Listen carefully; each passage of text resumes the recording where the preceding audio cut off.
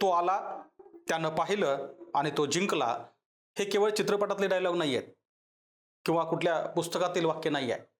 तर हे वाक्य प्रत्यक्षात खरे करून दाखवलेत ते एका अभिनेत्याने, ज्याने अवघ्या 2 वर्षापूर्वी आपल्या राजकीय पक्षाची घोषणा केली आणि 2 वर्षानंतर झालेल्या निवडणुकीमध्ये एका राज्याचा सगळ्यात मोठा पक्ष बनलाय. अशा राज्याचा, ज्या राज्यानं यापूर्वी अनेक अभिनेत्यांना समोर आणलं. एक असं राज्य ज्या राज्यावरती प्रादेशिक अस्मितेचा असा काही पगडा आहे की देशपातळीवर चालणारे पक्ष त्या राज्यामध्ये फार डोकं वर काढू शकत नाहीयेत.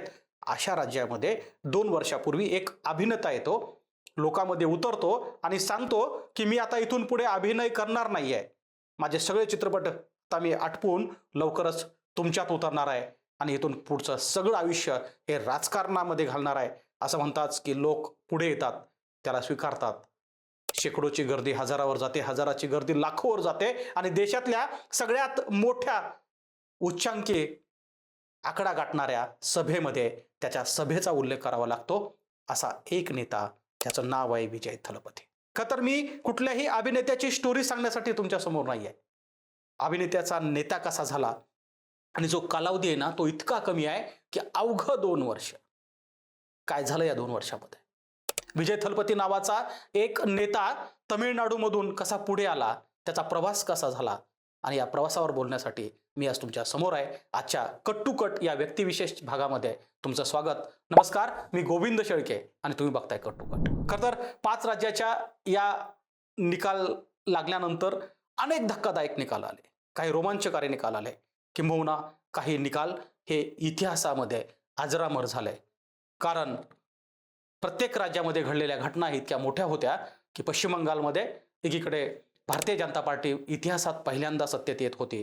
केरळसारख्या राज्यामध्ये काँग्रेसने मुसंडी मारली होती. तर सगळ्यात मोठी घटना घडत होती ती तमिळनाडूमध्ये, जिथे तमिळनाडूमध्ये विजय थलपती नावाचा एक अभिनेता, जो मागच्या 2 वर्षापासून राजकारणामध्ये आला होता आणि त्याचा पक्ष 100 जागा घेऊन, 108 जागा घेऊन सगळ्यात मोठा पक्ष बनला होता. केवळ 118 जागा ज्याला बहुमतासाठी लागतात, त्याने सगळ्या सत्तेच्या चाव्या आपल्या खिशात ठेवल्या होत्या. आता सगळ्याचं लक्ष लागलंय की विजय थलपती स्वतः सरकार स्थापन करणार की AIDMK सोबत जाणार की DMK सोबत जाणार. पण सत्तेच्या चाव्या आज विजय थलपतीच्या हातात उगीच आल्या नाही आहेत. त्यासाठी कोणता संघर्ष विजय थलपतीने केला होता, अभिनेता नेता कसा झाला, याची कहाणी मी आज तुमच्या समोर ठेवणार आहे. विजय थलपतींचा हा जो काही प्रवास आहे तो सुरू झाला राजकारणाचा, तो 2013 मध्ये. म्हणजे मी विजय थलपतीने अभिनय कधी सुरू केला हे सगळं सांगणार आहे. पण त्यापूर्वी एका घटनेचा मुद्दाम उल्लेख मला करायचा आहे, किंबहुना तुमच्या समोर ठेवायची आहे. यासाठी की 2013 मधल्या त्या घटनेने अभिनेत्याचा नेता कसा तयार केला. घटना तमिळनाडूमधली होती. 2013 मध्ये थलैवा नावाचा एक चित्रपट विजय थलपती याचा आला होता. तो चित्रपट प्रदर्शनापूर्वीच इतका गाजला की तमिळनाडूच्या गल्लोगल्ली त्याचे पोस्टर्स लागले होते. जयललिता मुख्यमंत्री होत्या आणि त्या चित्रपटाची प्रदर्शनाची वेळ आणि डेट ठरली होती. मात्र कुठल्याही प्रकारचं क्लिअरन्स सरकारने त्या चित्रपटाला दिलं नाही आणि तो चित्रपट प्रदर्शित झाला नाही. खरं तर लोक त्यावेळी सुद्धा विजय थलपती सोबत रस्त्यावर उतरले. विजय थलपती स्वतः या संदर्भात भेटण्यासाठी आणि बोलण्यासाठी जयललितांकडे गेला. जयललिता या मुख्यमंत्री होत्या. मुख्यमंत्र्यांचा आदेश होता की हा चित्रपट प्रदर्शित होणार नाही. त्याचं कारण असं होतं, थलैवा नावाचा जो चित्रपट होता तो चित्रपट एका नायकावरती होता. सिस्टीमच्या विरोधावर बोलणारा नायक, लोकांचा कसा हिरो होतो असा तो चित्रपट होता. मात्र जयललिता यांनी त्या चित्रपटावर बंदी आणली आणि तो चित्रपट प्रदर्शित केला नाही. विजय थलपती हा त्याच वेळी जयललितांना भेटण्यासाठी त्यांच्या बंगल्यावरती गेला, गेटवरती थांबला. बराच वेळ थांबल्यानंतर त्याला निरोप आला की सुरक्षेच्या कारणास्तव आणि अपॉइंटमेंट न घेतल्यामुळे विजय थलपती नावाच्या सुपरस्टारला जयललितांनी भेटणं टाळलं. विजय थलपती भरल्या पावलांनी परत आला आणि तिथून पुढे जो काही त्याच्या चित्रपटाच्या स्टोरी बदलल्या, त्या पूर्ण चित्रपटाच्या स्टोरी या एका नेत्याचा प्रवास सांगणाऱ्या होत्या. 2013 मध्ये जो चित्रपट प्रदर्शित झाला नाही, ज्या चित्रपटाला जयललितांनी बंदी आणली, त्या चित्रपटापासून विजय थलपती यांनी जेवढेही चित्रपट मागच्या 10 वर्षामध्ये केल्यात, तुम्ही बारकाईने बघा. सगळ्या चित्रपटाची स्टोरी अशी आहे की कुठल्या तरी लोकांवरती अन्याय होतोय, सिस्टमच्या विरोधामध्ये एक नेता तयार होतो, सिस्टमच्या विरोधामध्ये एक लीडर तयार होतो आणि तो लीडर असतो विजय थलपती. हे केवळ चित्रपटात घडत नव्हतं. चित्रपटातल्या स्टोरी अशा बनवल्या जात होत्या की कुठला तरी शेतकरी आहे, शेतकऱ्यावरती अन्याय होतोय, सरकार अन्याय करताय. कुठला तरी शेतमजूर आहे, शेतमजुरावरती अन्याय होतोय, झोपडपट्टीमधले घरं पाडले जात आहेत. त्यावेळी विजय थलपती नावाचा एक अभिनेता रस्त्यावरती उतरायचा, त्या बुलडोजर समोर उभा टाकून ॲक्शन मूव्हीमध्ये काम करायचा आणि हाच सर्वसामान्यांच्या पुढे पडद्यावर काम करणारा अभिनेता आता मात्र लोकांना जवळचा वाटू लागला आणि विजय थलपती म्हणजे सिस्टीम विरोधाचा चेहरा अशी इमेज 10 वर्षामध्ये विजय थलपती याची बनली.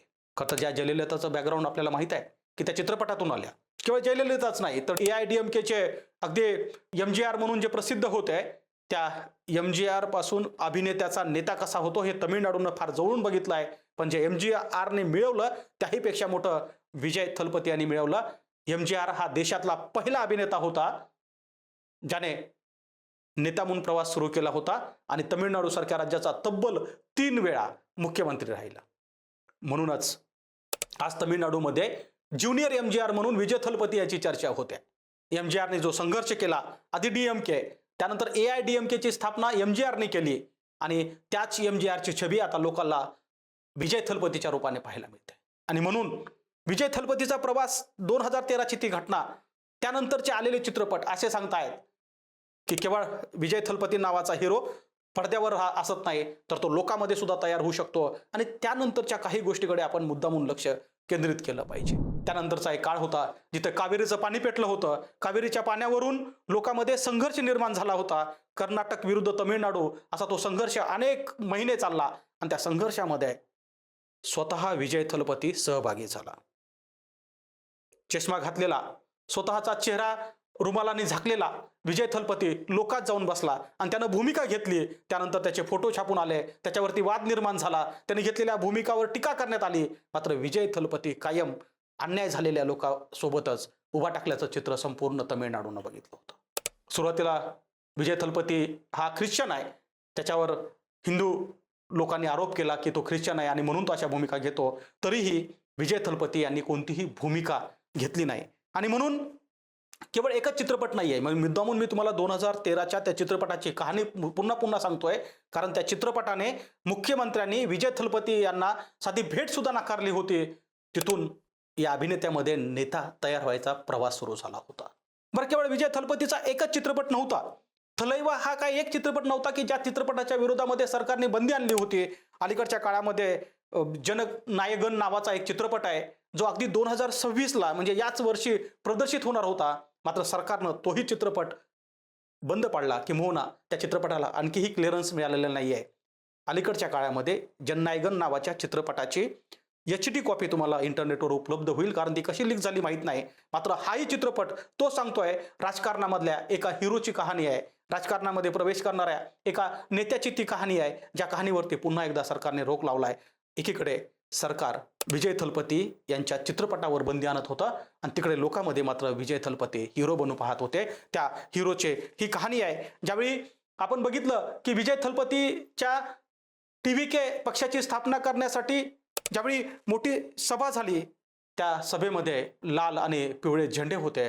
लाल पिवळे केवळ झेंडे नव्हते तर लाल पिवळे रुमाल लोकांच्या गळ्यामध्ये होते आणि त्या एका सभेनं इतकं मोठं रेकॉर्ड केलं की पक्ष स्थापनाची आतापर्यंतची सगळ्यात मोठी सभा ठरली.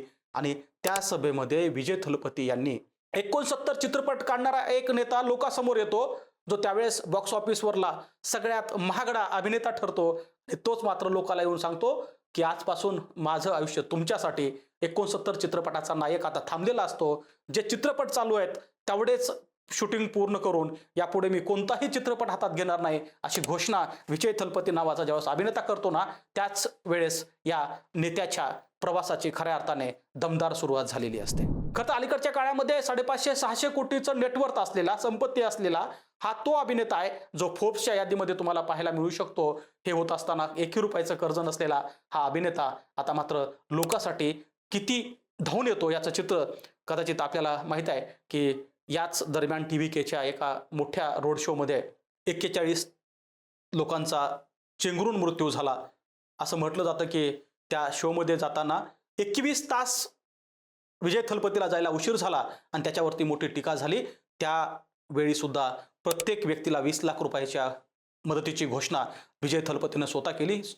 त्यानंतरच्या अनेक सभा त्यांनी रद्द केल्या आणि लोकांच्या संदर्भात त्याच्या भावना किती तीव्र आहेत हे विजय थलपतीच्या त्या एका गोष्टीमुळं पुढे आलं होतं. खरं तर TVKची स्थापना इतक्या लोकांच्या गर्दीनंतर 41 लोकांचा झालेला मृत्यू हा विजय थलपतीच्या आयुष्यातील सगळ्यात वाईट प्रसंग होता आणि त्यानंतर आता या पक्षाचं पुढे काय होईल अशी चिंता अनेक राजकीय विश्लेषक व्यक्त करत होते, अनेक राजकारणी सुद्धा व्यक्त करत होते. मात्र काही दिवसाचा कालावधी गेला आणि विजय थलपती पुन्हा एकदा नेता म्हणून पुढे आला. नेत्याचा प्रवास जो सुरुवात झाला होता तो आपल्याला माहीत आहे की 2013च्या त्या जयललितेच्या एका घटनेनंतर अगदी त्या विजय थलपतीचा प्रवास अभिनयातला कधी सुरू झाला. ज्यांचे वडील स्वतः दिग्दर्शक आणि आई संगीताच्या गायिका होत्या, त्या अशा एका चित्रपटाचा मोठा वारसा असलेल्या घरामध्ये विजय थलपतीचा जन्म झाला आणि वयाच्या 10व्या वर्षी विजय थलपतीनं पहिल्या चित्रपटात काम केलं बालकलाकार म्हणून. वयाच्या 16व्या वर्षी विजय थलपतीच्या वडिलांनी त्याला एक मोठा रोल दिला, मात्र त्याचे पिक्चर चालले नाहीत. ज्यावेळी त्याच्या वडिलाच्या लक्षात आलं की विजय थलपतीचा चेहरा आणि विजय थलपतीचा ॲक्टिंग ही लोकांना तितकी भावत नाही, त्यावेळी मोठ्या पडद्यावरील हिरोच्या सोबत विजय थलपती आता तमिळनाडूच्या लोकांसमोर येत होता. आणि तमिळनाडूच्या लोकांच्या समोर आल्यानंतर विजय थलपतीच्या संदर्भामध्ये काही चित्रपट होते जे अनेक वेळा चर्चेत आले. खरं तर विजय थलपतीचा चेहरा बघितल्यानंतर कुणीही असं म्हणू शकतं की चित्रपट करायला चेहऱ्याची गरज नाही आहे, अभिनयाची गरज असते. आणि म्हणून जो अभिनय जन्मतः वारशाने विजय थलपतीला मिळाला होता तो विजय थलपती पडद्यावर ज्यावेळी चित्रपट साकारत होता त्यावेळी मात्र तो शेतकऱ्याचा कैवारी वाटत होता, त्यावेळी तो शेतमजुराचा नेता वाटत होता, त्यावेळी तो झोपडपट्टीतल्या लोकांना आश्रय देणारा एक त्यांचा तारणहार म्हणून समोर येत होता. आपण विजय थलपतीचे चित्रपट जर बघितले तर त्या चित्रपटामध्ये अशा स्टोरी जास्त आहेत ज्या चित्रपटामध्ये कुणावरती अन्याय झालाय, सिस्टीमच्या विरोधामध्ये आवाज उठवायचा आहे, सिस्टीमच्या विरोधामध्ये जाऊन काही निर्णय घ्यायचे आहेत, सरकारला जाब विचारायचा आहे, प्रशासनाला प्रश्न विचारायचे आहेत. आणि अशा वेळी त्या चित्रपटातून नेता हा लोकांच्या मनापर्यंत गेला आणि म्हणून त्या नेत्याचा हा जो काही प्रवास आहे तो पडद्यावरचा अभिनेता लोकांमधला नेता कधी झाला हे तमिळनाडूच्या लोकांना कळलंच नाही. खरं तर चेंगराचेंगरीच्या त्या घटनेनंतर TVK पक्षाच्या एकूण वाढीबद्दल त्याच्या भूमिकेबद्दलच प्रश्नचिन्ह निर्माण झालं. तमिळनाडूमधल्या पक्षांनी तर अनेक वेळा त्यावर टीका केली, मात्र ती टीका काही दिवसच चालली. त्यानंतर बदललेल्या विजय थलपतीच्या भूमिकेने लोकांमध्ये पुन्हा एकदा जोश निर्माण केला आणि आपण बघतोय की मागच्या 2-2.5 महिन्यामध्ये विजय थलपतीच्या रॅलींना सभांना होणारी गर्दी ही सांगत होती की तमिळनाडूचा पुढचा नेता कोण असेल तर तो विजय थलपती असेल.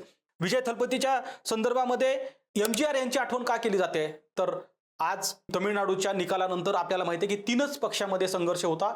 DMK, AIADMK आणि TVK या तिन्ही पक्षाच्या संघर्षामध्ये ज्या पक्षांनी यापूर्वी एक अभिनेत्याचा मुख्यमंत्री बनवला त्या DMKचे MGR हे 3 वेळा मुख्यमंत्री राहिलेत. त्यानंतर जयललिता यांची पार्श्वभूमी सुद्धा अभिनेत्याची राहिली आहे. त्यामुळं महाराष्ट्रामध्ये कदाचित असं जर कोणी प्रश्न विचारला की इथल्या कोणी एखादा अभिनेता एखादा इतक्या पक्षाचा नेता होऊ शकतो का, किंवा महाराष्ट्रातला अशा एखादा नेता अभिनेता जो मुख्यमंत्री होऊ शकतो का, तर माझं उत्तर कदाचित मला वाटतं की तुमचं आणि माझं उत्तर सारखं असेल की असा काही अभिनेत्याचा लवकर नेता होणार नाही किंवा मुख्यमंत्री होणार नाही. मात्र हाच प्रश्न तुम्ही जर तमिळनाडूबद्दल विचारला तर त्याचं उत्तर हो आहे, कारण त्या राज्यानं यापूर्वी अनेक अभिनेत्याचे नेते केलेत किंवा अनेक अभिनेते हेच त्यांचे नेते राहिले आहेत. जयललिता असेल, MGR असेल आणि आता मिळालेला हा असा नेता विजय थलपती नावाचा की ज्यानं कमी वयामध्ये 2 वर्षामध्येच पार्टी इस्टॅब्लिश केली आणि ती पार्टी आज तमिळनाडूचा सगळ्यात मोठा चेहरा बनतोय, तरुण चेहरा बनतोय,